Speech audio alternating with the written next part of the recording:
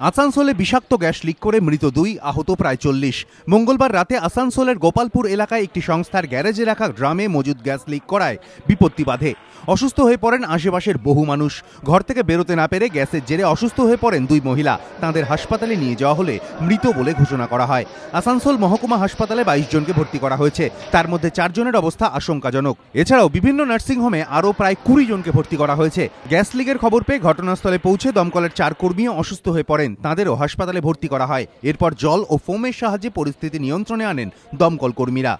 Gas cylinder বড় মানে একটা সিলিন্ডার ছিল, অ্যামোনিয়া, সবাই বলছে অ্যামোনিয়া সালফেট, কিন্তু ওটা অ্যামোনিয়াম সালফেট বলছে, কিন্তু ওটা জানা যায় না। খুব চকিং হচ্ছে, চোখে জল চলছে, হচ্ছে। তারপরে আমাদের কল করেছে, আমরা এসে আমরা স্প্রে করেছি। জনবসতিপূর্ণ এলাকার মধ্যে কিভাবে বিষাক্ত গ্যাস মজুত করে রাখা হয়েছিল তা খতিয়ে দেখছে পুলিশ। এখানে গ্যাস লিক করে, সিলিন্ডার থেকে গ্যাস লিক করেছে। কি টাইপের গ্যাস সেটা আমরা বলতে পারছি না, কিন্তু ল্যাবরেটরি টেস্ট করা সম্ভব হয়নি। সেই গ্যাস লিক করে কয়েকজন অসুস্থ হয়ে পড়েছেন, ওরা সাব ডিভিশন হসপিটালে এবং আশেপাশে কয়েকটা বেসরকারি নার্সিংহোমে ভর্তি আছে। গ্যাস মজুত করে রাখার পেছনে কার হাত রয়েছে তা অবিলম্বে খুঁজে বার করার দাবিতে সরব হয়েছে বিরোধীরা।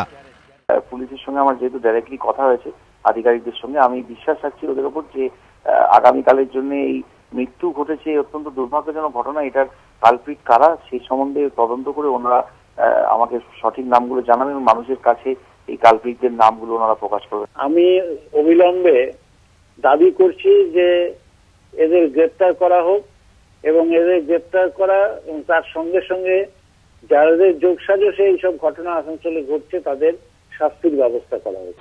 যে ড্রামে গ্যাস রাখা ছিল তা উদ্ধার করে পরীক্ষার জন্য পাঠিয়েছে পুলিশ, তাহলেই বোঝা যাবে কি গ্যাস থেকে এই বিপত্তি।